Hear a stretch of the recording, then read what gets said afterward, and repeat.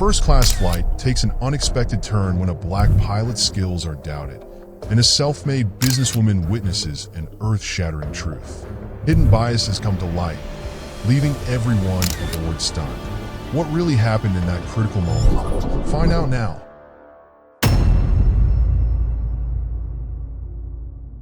JFK International Airport, one of the busiest hubs in the world, buzzed like a giant beehive that morning. Announcements echoed incessantly, marking the arrivals and departures of countless flights. Massive screens displayed updates by the minute, while passengers hurriedly wheeled their luggage through security checkpoints. Near the reception desk, a group of airport staff huddled together, their expressions hurried and focused. But as Desmond Cole stepped into view, every gaze shifted toward him. Desmond strode past security, impeccably dressed in his pilot's uniform. His crisp white shirt was perfectly pressed, pilot insignias gleamed on his epaulets, and his black cap rested in his right hand. His tall stature and confident gait exuded a sense of authority and trustworthiness. Several airport employees nodded respectfully as he passed, their eyes carrying a quiet admiration. "Good morning, Captain Cole," a security officer greeted with a warm smile. "Good morning," Desmond replied, his voice deep and calm. He returned the nod, keeping his focus ahead, unfazed by the subtle stares from those around him. As Desmond neared the first-class lounge, the atmosphere subtly shifted. Here, wealthy passengers reclined in plush leather seats, sipping drinks as they awaited their flight. Graham Whitaker, a sharply dressed middle-aged man, swirled a glass of red wine in his hand. His gaze followed Desmond as he walked by, but instead of respect, his eyes betrayed arrogance and suspicion. Graham raised an eyebrow, taking a deliberate sip of his wine before smirking. His voice, low but loud enough to reach a few nearby ears, carried a mocking tone. "Didn't expect a pilot to be someone like him." Victoria Shaw, seated a few chairs away, glanced up at Graham's comment. A self-made businesswoman with a sharp eye for character, she prided herself on her ability to judge people. Her eyes met Desmond as he passed, but unlike Graham, she said nothing.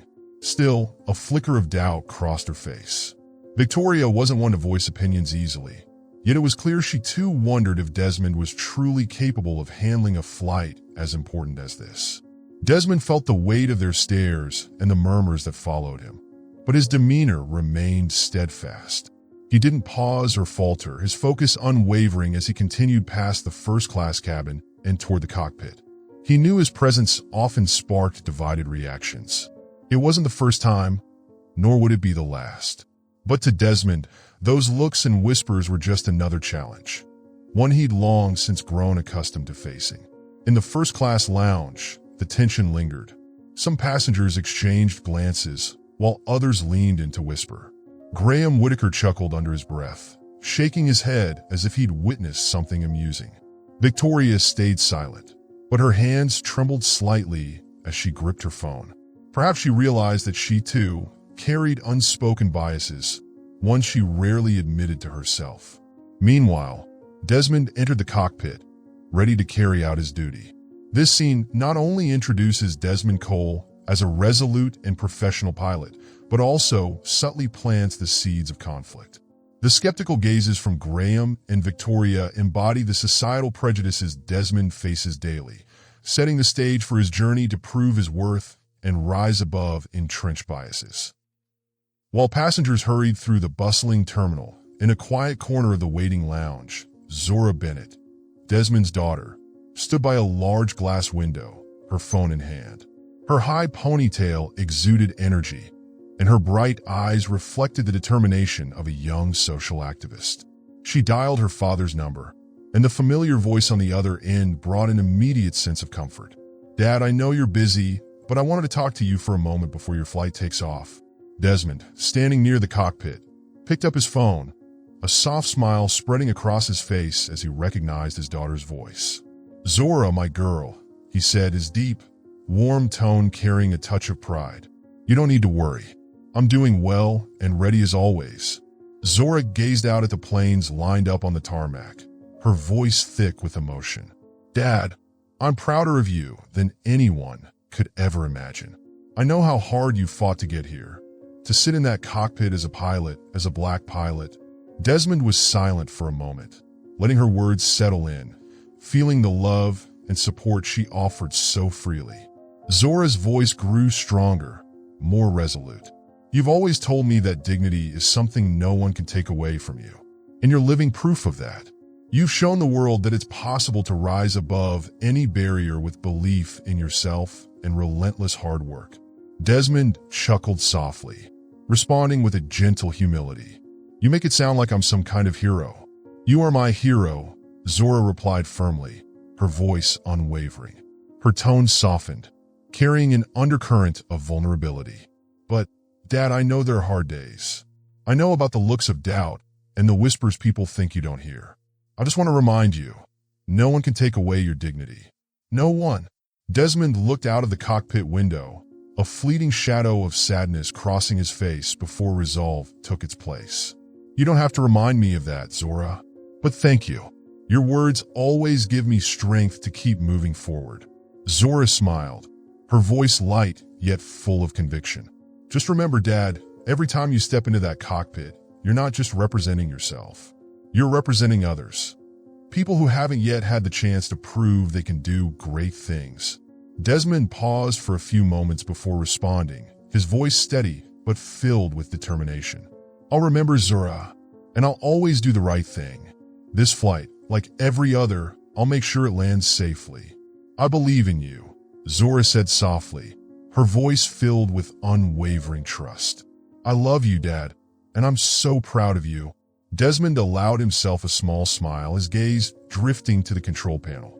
"I love you too. Thank you for always reminding me what really matters." As the call ended, Desmond felt a renewed sense of purpose coursing through him. Zora's words were more than just familial support. They were a reminder of the larger mission he carried, breaking down prejudices and paving the way for future generations. On the other end of the line, Zora nodded to herself. Even though she wouldn't be on the flight, she knew her father would do the right thing, just as he always had.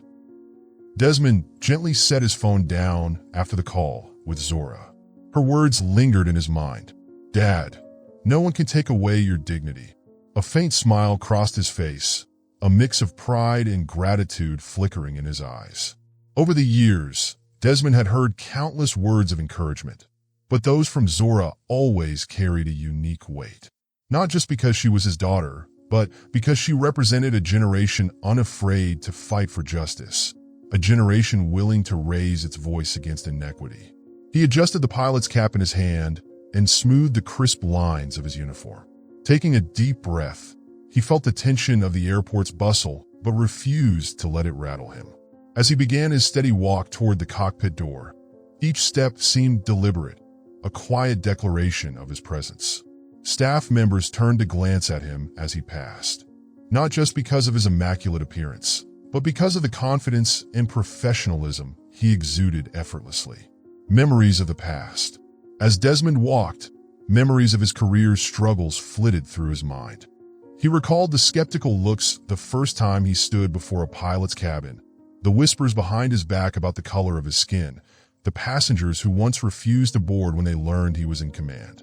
Those moments had shaped the man he was today. Desmond understood that every flight wasn't just a technical mission. It was also a silent battle against prejudice. He reminded himself, professionalism and dignity will always be the best response. No need for excuses, no need for anger. Just do the best you can. Every time, a pause before the cockpit. As Desmond approached the cockpit, he paused briefly to gaze out through the large airport windows. The morning sunlight spilled over rows of planes preparing for takeoff. The scene wasn't just a daily routine. It was a symbol of everything he had worked for and fought to achieve. This flight is no different from the others, he thought. My job isn't just to get passengers to their destination safely. It's to prove that nothing can stop me from doing what's right. With that resolve, Desmond stepped into the cockpit, his eyes locking onto the control panel. Methodically, he checked each gauge and system with the practiced care of a seasoned professional, a routine he had performed thousands of times before. But today, something felt different. Zora's words had given him renewed energy, a fresh reminder of his purpose. Desmond wasn't just a pilot doing his job. He was a symbol of resilience and faith in the face of adversity. The first-class cabin of Flight 78 from New York to Los Angeles started as a serene sanctuary. Soft music played through the overhead speakers, and passengers relaxed in their plush leather seats.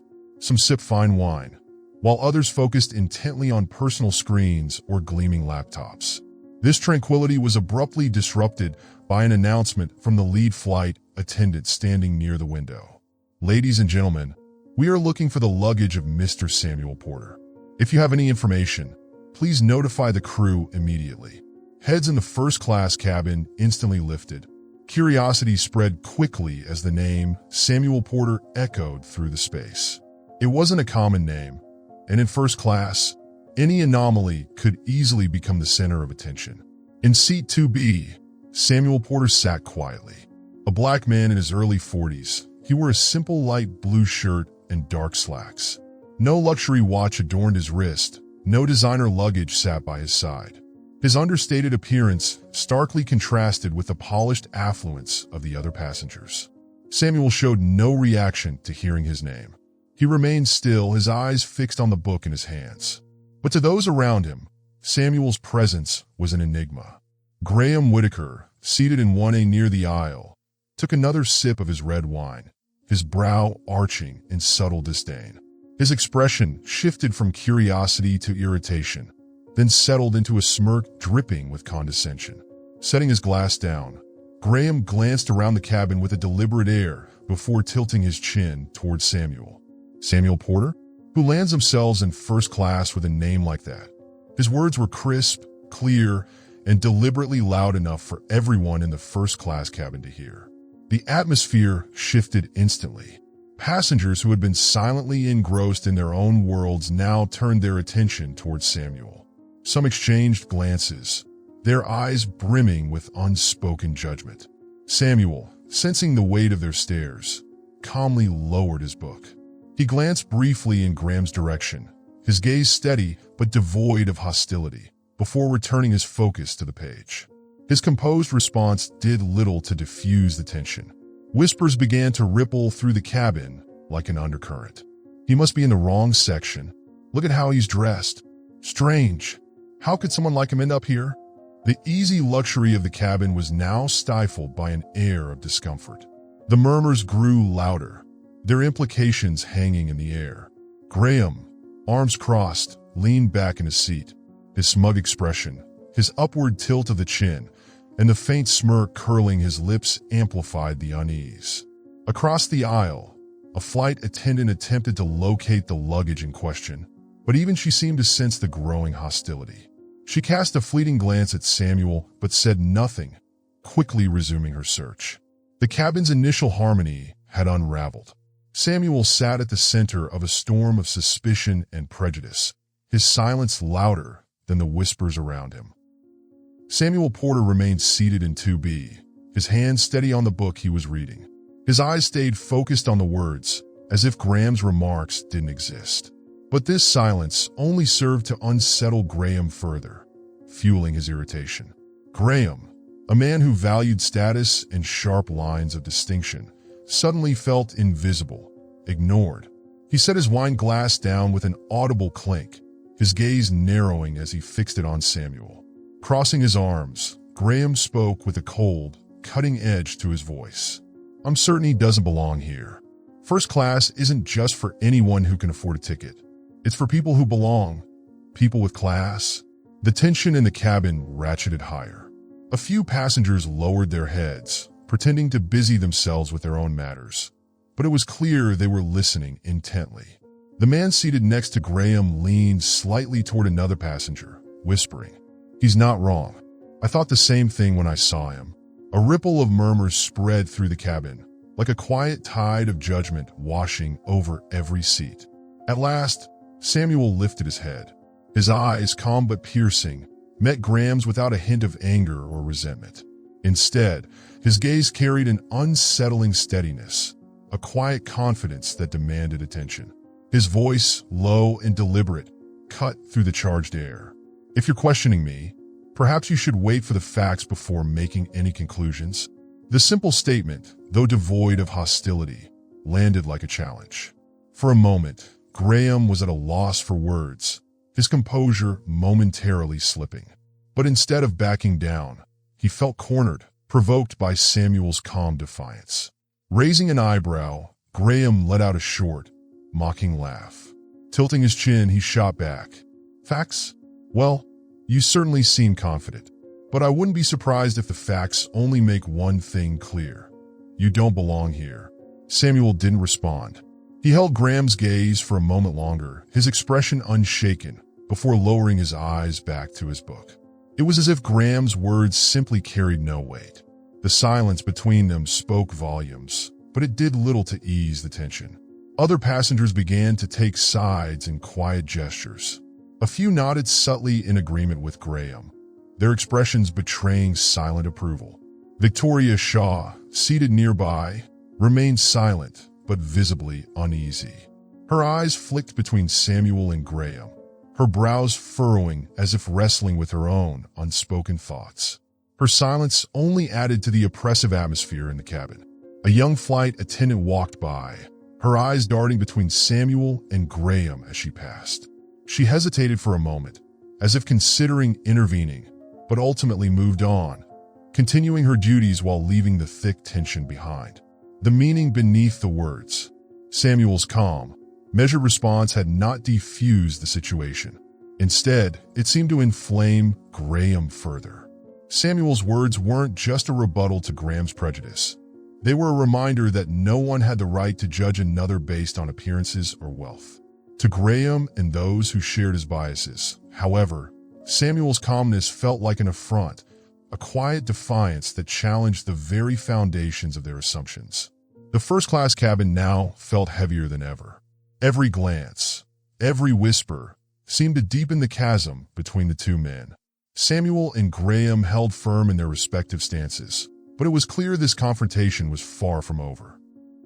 Victoria Shaw, the commanding presence in seat 3A, sat with her usual poise, her back straight and movements elegant.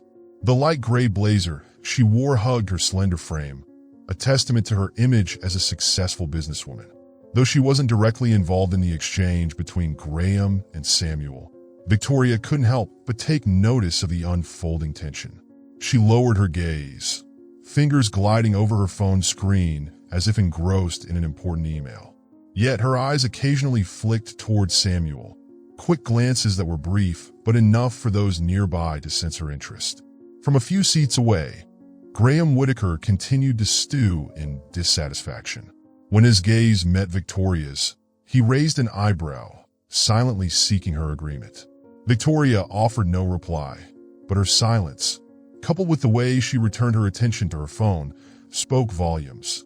She didn't disagree with Graham's words. Passengers who had already been stirred by Graham's earlier remarks began to murmur amongst themselves. He definitely doesn't belong here. Just look at the way he's dressed. Unbelievable. How could the airline allow this? Samuel Porter, still composed, kept his focus on the book in his lap. But no amount of calm could dispel the judgmental stares cast in his direction. Victoria, sitting nearby, finally lifted her head as if to get a clearer view of the situation. She didn't speak, but her expression carried a faint shadow of doubt. She had no intention of insulting Samuel outright, yet it was clear that she questioned whether someone like him truly belonged in first class. Her silence acted as an unspoken agreement. To Graham, it was a validation that he wasn't alone in his assumptions, that his opinion was shared, even if others weren't vocalizing it. That's exactly the problem, Graham declared, his voice swelling with smug confidence. First class isn't just for anyone who can afford the ticket. It's for people who belong, people who know how to conduct themselves, people with class. Victoria remained silent, her eyes briefly darting toward Graham before lowering once more to her phone. But even without words, her body language subtly reinforced Graham's sentiment. Other passengers, while not openly speaking, failed to conceal their discomfort. Some turned to steal glances at Samuel, as if searching for further evidence to justify their unease. The quiet murmurs grew louder, filling the once serene cabin with an oppressive tension. A lead flight attendant walked through the aisle, her movements slightly hesitant as she passed near Samuel. Her gaze lingered on him for a brief moment before she continued, choosing not to intervene. Victoria's silence, coupled with the murmurs of other passengers, only amplified the strain in the cabin. It underscored the insidious strength of unspoken prejudice, an invisible force that weighed heavily, even without direct confrontation. Samuel, outwardly unbothered, remained stoic, his calm demeanor a silent shield against the storm of judgment surrounding him. Meanwhile, Graham, emboldened by what he perceived as widespread support, grew more confident in his remarks.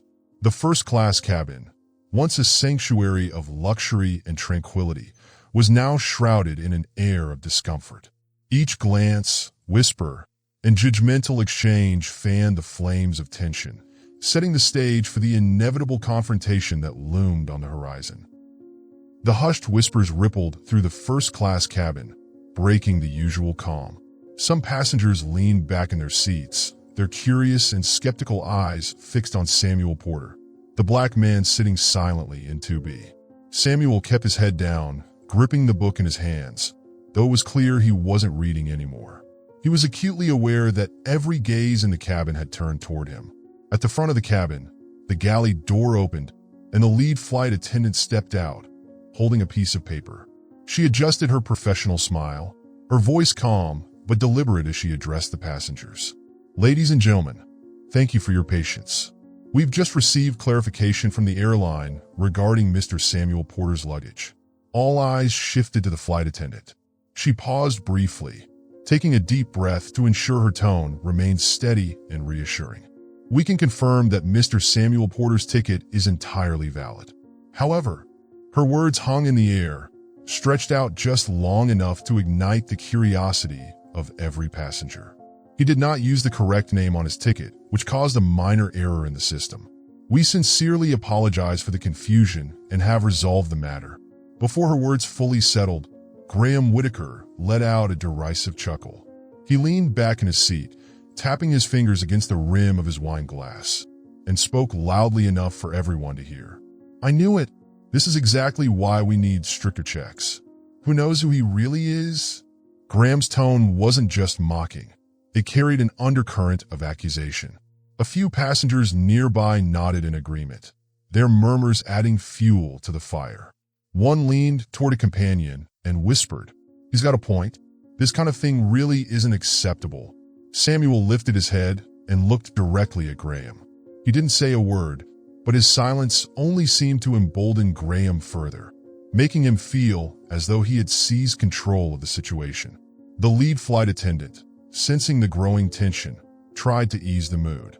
She offered a polite smile, raising her hand slightly as if to calm the room. "Ladies and gentlemen, all necessary checks have been thoroughly conducted. We assure you that Mr. Porter is a legitimate passenger and there are no further issues." But her reassurances barely dented the thickening unease in the cabin. The doubtful stares remained fixed on Samuel, as though the passengers needed a more tangible reason to accept his presence among them. Rather than resolving the tension, the announcement seemed to intensify it. Graham's loud remark had sown seeds of discord, turning quiet skepticism into an undercurrent of collective suspicion. The atmosphere in the cabin grew more stifling by the moment, setting the stage for an inevitable confrontation. Graham Whitaker, his face a mask of smug arrogance, crossed his arms over his chest, his gaze sweeping the cabin like a challenge to everyone present. He continued his tirade, his voice dripping with disdain, making no effort to hide his judgment. "This is first class. We can't just let anyone walk in here without knowing who they are. Who knows where he's from or what he's trying to hide?" A few passengers nodded subtly, their silent agreement adding fuel to the already tense atmosphere. The first-class cabin, once a haven of quiet luxury, now buzzed with an unspoken tension. All eyes were drawn to Samuel Porter, who remained the center of attention. Samuel stayed silent, still sitting in 2B. His hands held the book he had been reading, but it was clear his mind was elsewhere. He seemed to be waiting for the storm to pass, his calm composure contrasting with the growing hostility around him. The soft sound of the cockpit door opening drew everyone's attention. Desmond Cole stepped into the cabin, his crisp pilot's uniform immaculate, his posture steady and commanding. The atmosphere shifted the moment he appeared. Desmond's presence alone seemed to quiet the murmurs. He stopped at the front of the cabin, his sharp gaze scanning the passengers, assessing the situation. He understood immediately what was unfolding and knew he had to intervene before things spiraled further out of control. With a voice that was calm, yet filled with authority, Desmond looked directly at Graham and said, "We do not judge passengers by their names or the color of their skin. This is my flight, and I am committed to ensuring that every passenger on board is treated fairly and with respect." His words rang through the cabin, the clear and deliberate tone silencing the room. It was not just a response to Graham, but a statement to everyone present, a reminder of the values that should govern their actions. For a moment, the cabin fell into a heavy silence. Even Graham seemed taken aback by Desmond's words. But it didn't take long for him to recover, his trademark smirk returning. Leaning back in his seat, he let out a low, dismissive laugh. "Well, if you think you can defend him, then prove it," Graham retorted, his tone sharp and mocking. "We all have the right to question things when something feels off, especially in first class." He gestured towards Samuel with a tilt of his chin, his voice laced with condescension. "Look at him. Do you really think I'm wrong to question someone like that sitting here?" The cabin grew tense, the air thick enough to cut. Some passengers held their breath, unsure of what would come next. Samuel finally looked up from his seat, his gaze steady and unreadable as it locked onto Graham.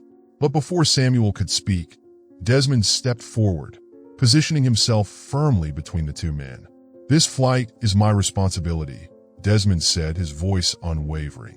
"And I do not need to prove Mr. Porter's right to be here to anyone. If you have further concerns, I'll gladly address them once we've landed. But for now, I ask that you respect the privacy and dignity of all passengers." Desmond's words were not merely an attempt to defuse the situation. They were a declaration. He made it clear that fairness and respect were non-negotiable principles, requiring no justification.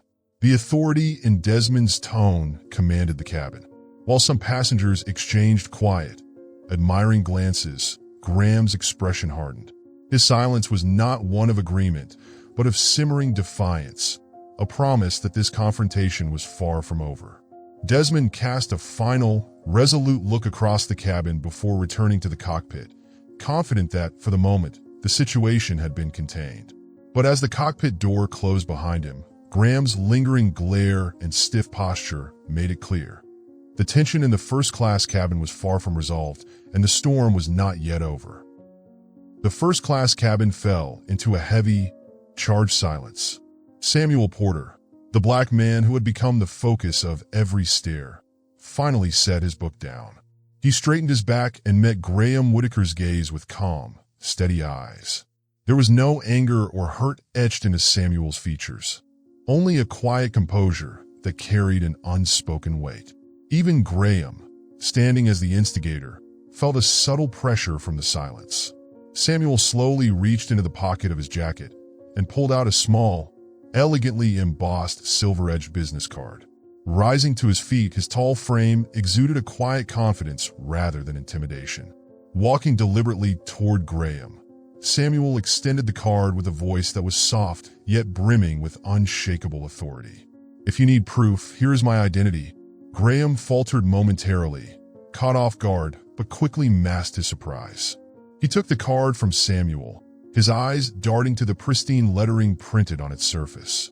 The card read plainly, "Samuel Porter, founder and CEO of Porter Holdings, one of America's leading venture capital firms."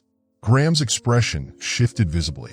The confidence and arrogance drained from his face, replaced by confusion and disbelief. His eyes widened as he reread the name, almost as if hoping it might change. "Samuel Porter," Graham repeated, his voice quieter now, barely above a whisper. Recognition dawned on him like a blow. He knew the name, a name synonymous with power and prestige in America's financial circles. The man he had just belittled and insulted was, in fact, one of Wall Street's most influential figures, running a multi-billion-dollar venture capital firm. The atmosphere in the cabin underwent an immediate transformation. Passengers who had been watching in skeptical silence now stared at Samuel with shock and, for some, a tinge of guilt. The murmurs and whispers that had filled the cabin earlier were replaced by an oppressive stillness, heavy with unspoken apologies. Samuel remained composed, his face betraying neither triumph nor resentment. He spoke again, his voice level and measured. "You have your answer now, don't you?" Graham didn't reply. He clutched the card in his hand, his knuckles widening, his face flushed with embarrassment. He dropped his gaze, unable to meet Samuel's steady eyes. Around the cabin, a few passengers who had nodded in agreement with Graham earlier now avoided Samuel's gaze, their discomfort evident. One leaned toward their seatmate and whispered under their breath, "My God, it's really him, Samuel Porter. I never would have guessed." Samuel's eyes swept across the cabin, lingering briefly on each face. There was no accusation in his gaze, no desire to humiliate anyone. His restraint, his quiet dignity, only deepened the shame that hung over the room. His act of revealing his identity wasn't about boasting or proving his worth. It was the simplest and most direct answer to the baseless prejudice and judgment he had endured. What happened didn't just leave Graham pale with embarrassment. It forced every person in the cabin to confront their own biases. Samuel didn't need to say anything more. The truth itself was a loud and unequivocal statement. With quiet poise, Samuel returned to his seat. He placed his book on his lap and resumed reading, as though nothing had happened. But the atmosphere in first class had shifted irreversibly. This was not just a personal victory for Samuel Porter. It was a profound reminder of the weight of prejudice and the power of truth to dismantle it, leaving all who witnessed it to reflect on the consequences of their assumptions. The first-class cabin hung in a tense silence. Graham Whitaker sat with his head bowed, his hand clutching Samuel Porter's business card, as if refusing to believe what had just transpired. His face burned crimson, a flush of shame creeping from his ears down his neck.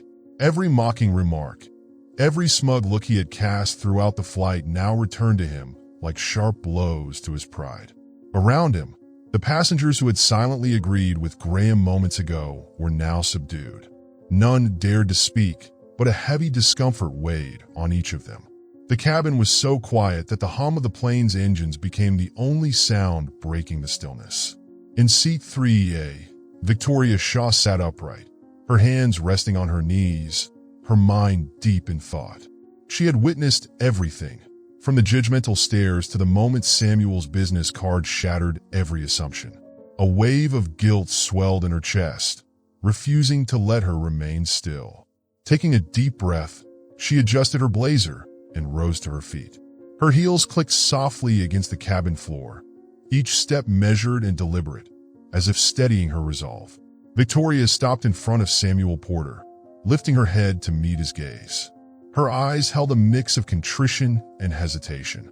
When she spoke, her voice, usually firm and commanding, was subdued and deliberate. "Mr. Porter," she paused briefly, searching for the right words. "I want to apologize. I am truly sorry for what has happened." Samuel looked up at Victoria, his expression calm and free of anger.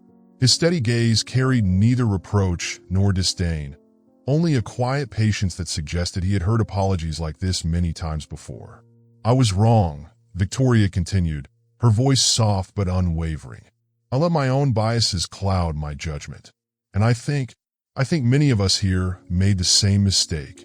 Samuel's lips curved into a faint smile, and he nodded gently, his tone reassuring but firm as he replied, "There's no need to apologize to me, Mrs. Shaw. What I hope is that we all remember this. Prejudice can distort not only how we see others, but how we see ourselves." His gaze swept the cabin, ensuring his words reached everyone. His voice, now steadier, carried more weight as he continued. "Prejudice doesn't just hurt the people being judged. It blinds us to their true worth. And sometimes, That loss is far greater than we realize. Samuel's words resonated through the cabin like a clarion call, breaking through the heavy silence. A few passengers lowered their heads, avoiding eye contact, as if unwilling to confront the uncomfortable truths he had laid bare. One leaned toward their companion and whispered, "He's right. We were too quick to judge." Victoria stood still, absorbing Samuel's words. She bowed her head slightly, her voice soft with gratitude and regret. "Thank you for reminding me. I won't forget this lesson." Samuel nodded again, his gaze warm but unwavering. He needed no long-winded apologies. Sincerity was enough. In the distance, Graham Whitaker remained slumped in his seat, the business card crumpled in his fist. He didn't speak but sat immobilized, trapped in a storm of humiliation and self-reproach. The card in his hand now felt less like a piece of paper and more like a damning testament to his misjudgment. He mumbled softly, almost to himself, "How could I have thought I was always right?" Samuel resumed his seat, placing his book on his lap, though he didn't open it. He stared ahead, lost in thought, as if reflecting on the broader implications of what had just occurred. The cabin's silence lingered, but it was no longer the oppressive quiet of tension. It was the profound stillness of self-reflection. From Graham to Victoria, from those who had spoken out to those who had only observed, everyone seemed to be reckoning with their own actions and assumptions. Samuel didn't need sympathy or pity from anyone. Through his calm demeanor and measured words, he had delivered a message that resonated deeply. Be cautious of prejudice. It doesn't just harm those we judge. It robs us of the chance to see the true value in others. His words weren't just meant for Graham or Victoria. They were a universal lesson, a stark reminder for everyone in the first-class cabin, and anyone else who would hear of this story. The engines roared as the plane's wheels touched down softly on the runway at Los Angeles International Airport, sending gentle vibrations through the cabin. A few scattered sighs of relief echoed, but no one spoke. The air remained steeped in silence, broken only by the overhead announcement. "We have safely landed at Los Angeles International Airport. Thank you for flying with us. Please remain seated until the aircraft has come to a complete stop." The lights in the cabin dimmed slightly, casting a serene glow over the space, a stark contrast to the tension that had dominated much of the flight. In first class, passengers began to gather their belongings, but there was no rush. Their movements were slow, deliberate, not just out of adherence to airline protocol, but because their minds were heavy with introspection. Many of the passengers, once caught up in their judgments and assumptions about Samuel Porter, now sat quietly. The curious and scrutinizing glances that had previously followed him had softened into something akin to regret. A woman seated mid-cabin turned slightly, her gaze lingering on Samuel. Her lips parted as if to say something, but then she hesitated and fell silent. The weight of her earlier thoughts and actions seemed too much to overcome with a simple apology. This heavy silence enveloped the space, carrying a blend of awkwardness and unspoken remorse. Samuel Porter, the man who had endured those piercing stares and whispered judgments, remained calm. His demeanor, as steady as it had been throughout the journey, betrayed none of the turmoil he had been subjected to. Slowly, he closed the book he had been holding, brushing his hand across the cover as though ensuring it was unharmed, before placing it neatly into his bag. Across the aisle, Graham Whitaker sat frozen. His eyes were fixed on the nearly empty glass of red wine before him, his knuckles white as he clenched Samuel's business card. He didn't look up, didn't move, his breathing unsteady. "Ridiculous," he muttered under his breath, the words barely audible. But the tone wasn't mocking, it was bitter, self-directed. It was a quiet admission that his own prejudices had led him astray. At the front of the cabin, Victoria Shaw sat upright, her hands clasped neatly in her lap.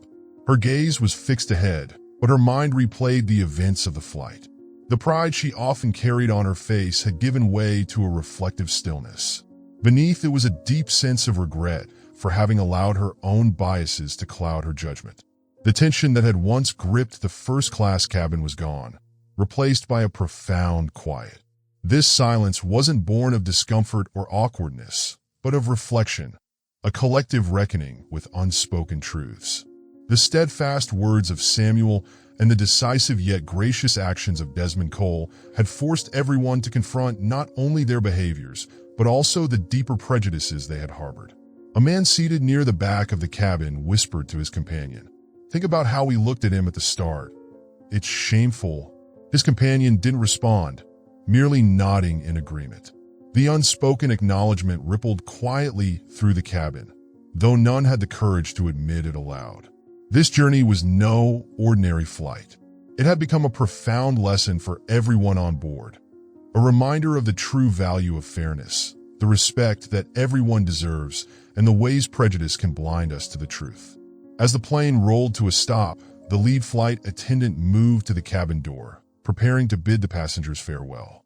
The bright, professional smiles of the crew greeted each passenger as they disembarked, but even their warmth couldn't erase the contemplative silence that lingered. One woman lowered her head as she passed through the door, perhaps hoping to hide the embarrassment written on her face.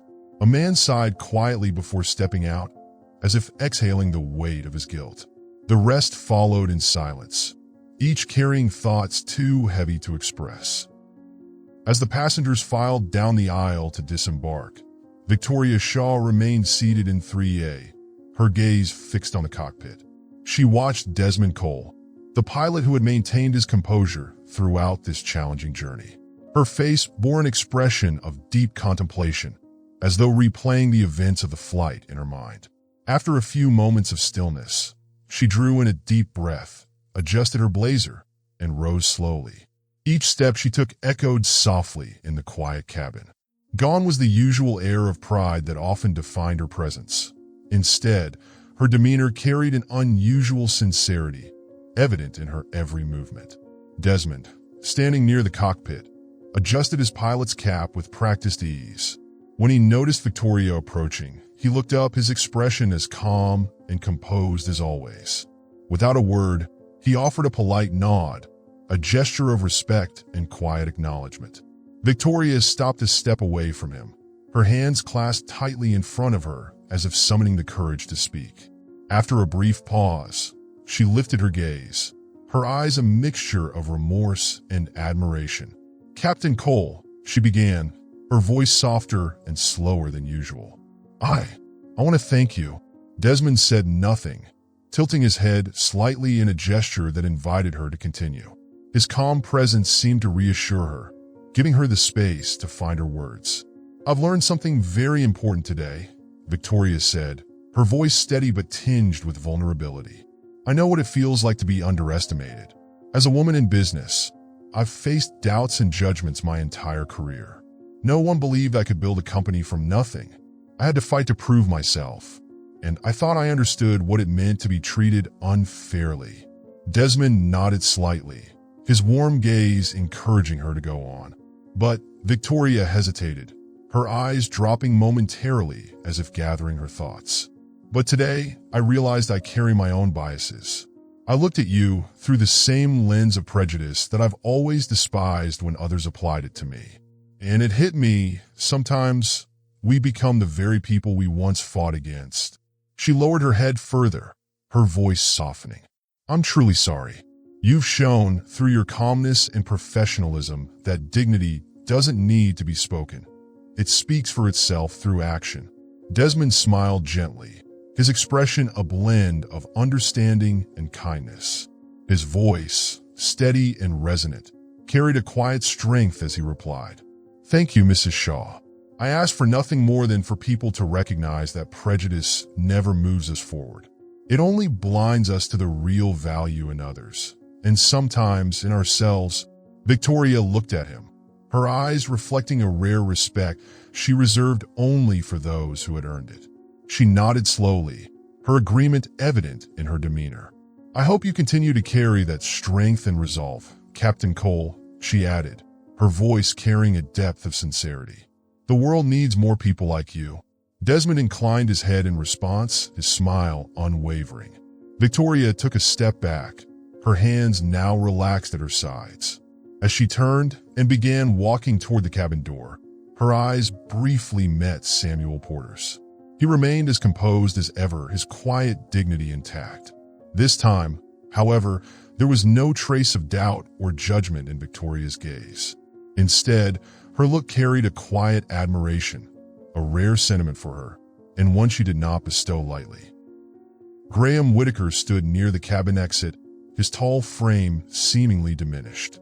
His head hung low, and his hands clutched Samuel Porter's business card tightly, as if the small object might somehow anchor him against the weight of his embarrassment. Every passenger who walked past left a subtle imprint of discomfort on Graham's already burdened conscience. A few cast reproachful glances in his direction, though most said nothing, hurrying to leave the cabin without a word. Graham took a deep breath, his eyes searching for Desmond Cole, the pilot he had once doubted. Desmond stood near the cockpit, bidding farewell to each passenger with a calm, polite nod and a faint, steady smile. When his eyes met Graham's, he gave the same courteous nod, his expression unreadable. Graham hesitated, feeling an unfamiliar yet undeniable urge to say something. Despite the sting to his pride and the crushing weight of his shame, he knew he couldn't leave without addressing the man he had so wrongly judged. Tentatively, he stepped toward Desmond. "Captain Cole," he began, his voice noticeably quieter than before. Desmond turned to face him, his gaze steady, calm, and unwavering.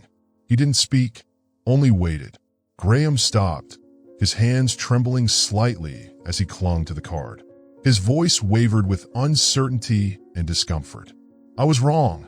I just wanted," he faltered, inhaling deeply as though summoning the strength to continue. "I just wanted everything to be safe." Desmond regarded him for a long moment. There was no anger in his expression, no trace of disdain. Instead, his eyes held a quiet deliberation, as though he were weighing Graham's words against the larger truths of the situation. Finally, Desmond spoke, his voice calm and resonant, carrying both gravity and compassion. "I understand, but safety doesn't come from excluding others." He paused, his gaze locking with Graham's, the weight of his words pressing deeper. "It comes from working together and trusting each other," Desmond continued. "We cannot create a safe environment if we view those who are different as threats." Desmond's words hit Graham with the force of an undeniable truth. It wasn't just a critique of his actions. It was a dismantling of the mindset that had driven them. Graham lowered his head, silently acknowledging the profound mistake he had made, not just in his words, but in his worldview. I'm sorry," Graham murmured, his voice barely audible. Desmond didn't reply with words. Instead, he gave a slight nod, his eyes softening. The gesture was simple yet powerful, carrying both forgiveness and a quiet dismissal of resentment. The brief exchange between Desmond and Graham wasn't merely a reconciliation between two individuals. It was a poignant moment of growth. Graham, once arrogant and self-assured, had been forced to confront his own prejudices and recognize that such biases do nothing to ensure safety. They only breed division. Desmond, with his calm demeanor and unwavering sense of purpose, demonstrated that true strength lies not in defeating others in argument, but in guiding them toward understanding and change. As Graham exited the plane, his steps were slow and deliberate. The once familiar air of arrogance was gone, replaced by the demeanor of a man re-examining his beliefs. Desmond remained at his post, watching Graham's retreating figure with an expression of quiet resolve. In his eyes was a sense of fulfillment, not just in his duties as a pilot, but in his responsibility as a human being. As the passengers in first class began making their way toward the exit, Samuel Porter maintained his composed demeanor. Rising from his seat, he reached up to open the overhead compartment, retrieving his neatly folded coat. He carefully smoothed it out, adjusted the collar, and paused briefly, as if ensuring everything was in perfect order. Without haste, he stepped into the aisle, his movements unhurried, each step radiating quiet confidence and unwavering resolve. His face betrayed no emotion, but his eyes held a serene calm, impervious to the scrutiny he had endured throughout the flight. The other passengers, who had earlier regarded Samuel with curiosity or quiet judgment, now turned to watch him. Their expressions had changed entirely. Gone were the skeptical glances and scrutinizing stares. In their place was a mixture of embarrassment, quiet introspection, and a growing sense of respect. It was as though they had collectively come to understand something far greater than their own narrow perceptions. Near the back of the cabin, a man who had remained silent during the earlier tension unexpectedly stood as Samuel passed. Taking a hesitant step forward, the man raised a hand slightly, as though searching for the right words. Finally, he gently rested his hand on Samuel's shoulder, holding it there for a brief moment. "Mr. Porter," the man said, his voice filled with emotion, "I just want to say, I admire you. Truly." Samuel stopped, turning to meet the man's gaze. He didn't reply immediately, his steady eyes seeming to search for sincerity in the words. After a moment, he smiled, a small but deeply meaningful smile, and replied in a low, warm voice, "Thank you. That truly means a lot to me." The man nodded, his expression earnest. After a brief pause, he added, his tone thoughtful and deliberate, I think I've learned something today. We all have. And if I had any unkind thoughts before, I'm sorry." Samuel nodded in return, his eyes free of judgment. His voice was calm, but resonated with quiet strength. "There's no need to apologize. Sometimes it just takes a little time to change the way we see things." Samuel resumed his walk toward the exit, leaving the man standing there, lost in quiet contemplation. Each step Samuel took seemed to carry a profound message, one that resonated with everyone who watched him. Near the cockpit, Desmond Cole stood silently, observing the scene unfold. From his vantage point, he had witnessed every gesture and interaction. Samuel's calm composure, his resolute grace, and the way he had confronted judgment with dignity. A smile spread across Desmond's face, one filled with meaning. His eyes reflected a deep sense of pride, not just as a pilot who had safely guided his passengers, but as someone who understood that this flight had brought about something far more significant, a profound shift in the hearts of everyone aboard. Passengers steadily exited Los Angeles International Airport, dragging their luggage behind them, their faces glowing with relief after the long flight. Amid the bustling crowd, Desmond Cole walked at a measured pace. His tall frame and calm demeanor stood out against the hurried movements around him. Though the terminal was filled with the hum of activity, Desmond carried a sense of peace within him. He had completed his mission, not just landing the plane safely, but also guiding a journey of significance, one that transcended prejudice and rebuilt trust. Adjusting the pilot's cap in his hand, Desmond's eyes briefly flicked toward the flickering flight information screens above. The overhead announcements droned on, but all he could hear was the steady, contented rhythm of his own heartbeat. As Desmond stepped through the airport's main entrance, a faint vibration in his pocket interrupted his thoughts. He paused, pulling out his phone to see a message. It was from Zora, his daughter, whose unwavering pride in him had always been his compass. Her words were succinct yet brimming with meaning. "I've seen the news. The world is talking about your flight. You've proven that perseverance can break down any barrier." Desmond stared at the screen, a soft smile spreading across his face. His eyes softened, warmth radiating from within. Zora's message was like a beacon in his long day, a reminder that his actions weren't just for himself, but for his family and for those who believed in him. He thought back to the many conversations he'd shared with Zora over the years. Since she was a child, he had instilled in her a core truth. Dignity is something no one can take from you, unless you let it go yourself. Zora had grown up embracing this principle, becoming a fierce advocate for fairness and resilience. She often reminded Desmond that he wasn't just a pilot. He was a symbol of perseverance and courage in the face of prejudice. Now, reading her words, Desmond felt not only her pride, but also the realization that his journey had left an imprint on many others beyond her. The message from Zora bridged 2 generations, a father who had lived his life with unyielding resolve and a daughter who carried his values forward. It reminded Desmond of an enduring truth. The perseverance of one person doesn't just break barriers for themselves. It paves the way for those who follow. The fight against prejudice is never merely personal. It inspires families, communities, and even those who have never known your name. Slipping his phone back into his pocket, Desmond's smile lingered. His steps resumed, steady and deliberate, his gaze fixed ahead.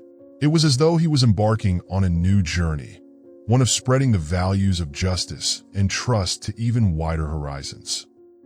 Desmond stepped through the airport's automatic doors, the warm afternoon sunlight spilling over his pristine pilot's uniform. The air outside buzzed with activity as travelers hurried to their cars or waited for loved ones to arrive. Near the exit, a group of school children, likely between 8 and 10 years old, stood in a neat line. They wore matching navy blue uniforms, their small backpacks slung over their shoulders.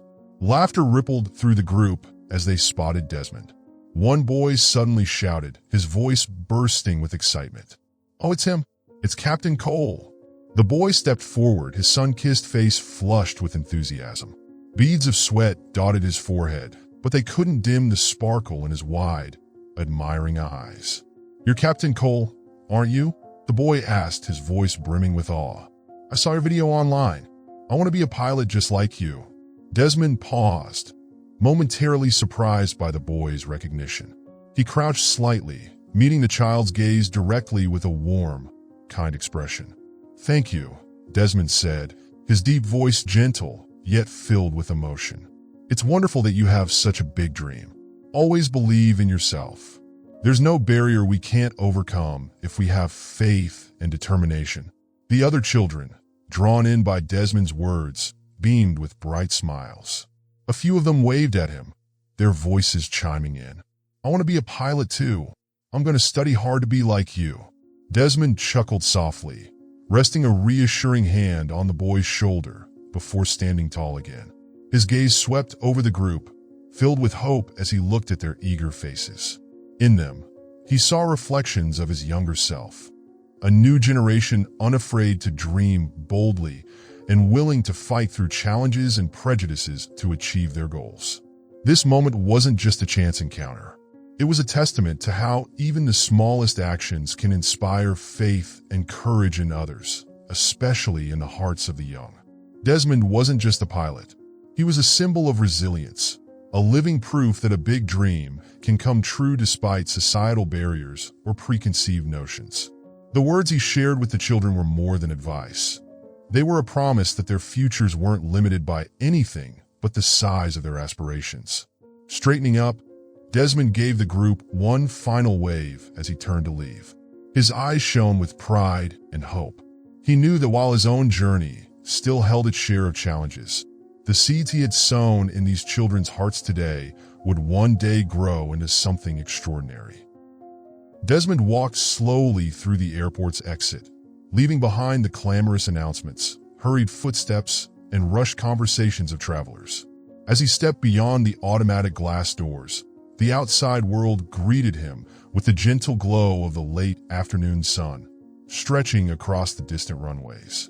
The sky was a brilliant blue, accented by wisps of white clouds, evoking a sense of freedom and hope. Desmond took a deep breath, letting the tranquility fill his mind. He had not only completed a flight, but also navigated a deeply challenging personal journey. He paused, standing still amid the bustling airport. His gaze drifted toward the horizon, where the sunlight softened as the day began to fade. In that moment, scenes from the flight replayed vividly in his mind. The skeptical look in Graham's eyes when Desmond entered the cockpit, laden with unspoken judgment, solely because of the color of his skin. Victoria's heartfelt apology, a courageous acknowledgement of her own biases, from a woman strong enough to admit her mistakes.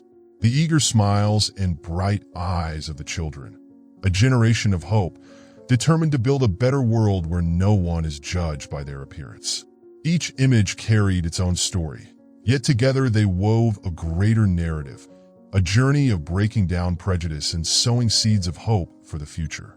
Desmond murmured to himself, his lips moving in quiet reflection, as though offering a reminder to his own heart. This journey isn't just about reaching another destination. It's about changing the world around us, one step at a time. He understood that every small decision, every brave act, contributed to the construction of a fairer world.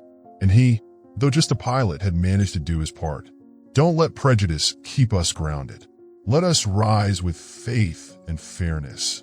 Turning away from the horizon, Desmond resumed his walk. His strides were steady, his path clear. In his eyes was the conviction and hope that his actions, however small, would continue to ripple through the lives of those he had encountered. Desmond's story serves as a poignant reminder that prejudice isn't merely a barrier for others. It limits our own perspectives as well. In today's diverse world, with its tapestry of cultures, colors, and backgrounds, breaking down biases has never been more important. To overcome prejudice, we must learn to listen and understand rather than judge. We must create opportunities for others to demonstrate their true worth while confronting the biases we carry within ourselves. When we embrace respect and collaboration, the world becomes not only fairer, but also more unified. A place where every individual can take flight, unburdened by the weight of judgment. This story is just the beginning. What are your thoughts on the hidden biases we face every day? Share your views in the comments, and don't forget to subscribe for more inspiring stories ahead.